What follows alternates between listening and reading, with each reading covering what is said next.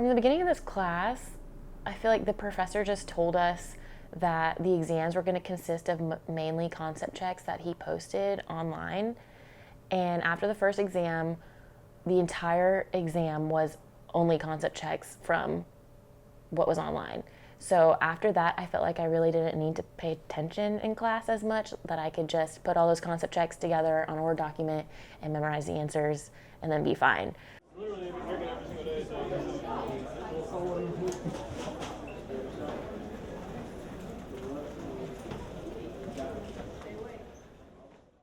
But this past exam was a lot different for some reason. Just the questions were not the same, which I wasn't expecting, and I didn't really learn any of the actual concepts or definitions of things, so I had a harder time on this exam.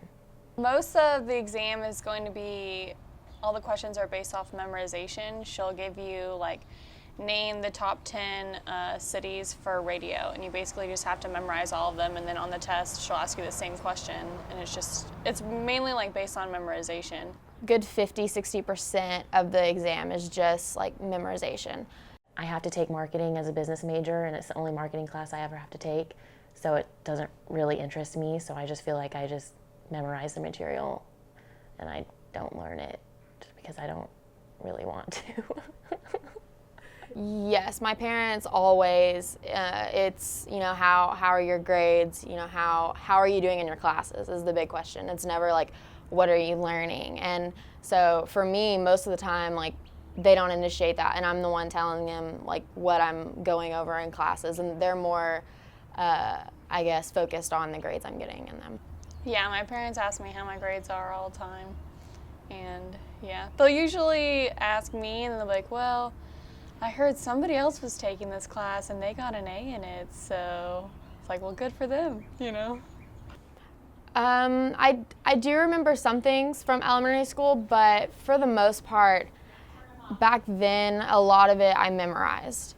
And it wasn't until I got to college where I finally, I'm forced because of like teachers that are the way they write their exams, I'm forced now to not just memorize it. Like, I have no option.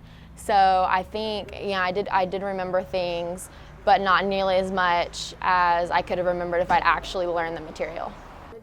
For certain classes, definitely. Like calculus, I took in high school, and I thought I would never have to use it again.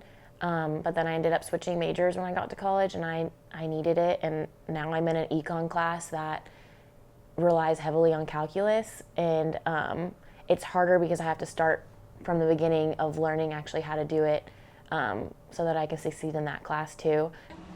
I think it's better if people ask you what you're learning in school versus how your grades are, because your grades don't necessarily reflect what kind of information you're registering from your classes. If you're learning stuff, it's more applicable to after you graduate versus if you got all A's or not. I have a thing. Okay. When teachers allow you, like, they don't care if you use computers or laptops or phones in class, like, that just makes it easier for me to not pay attention in class at all. But the professors who put like a strict policy on no cell phones or no computers, you're forced to sit there and listen. So as much as like most kids or most college students hate having that strict guideline of no computers or no phones, I think that is necessary for people to just pay better attention and to learn better.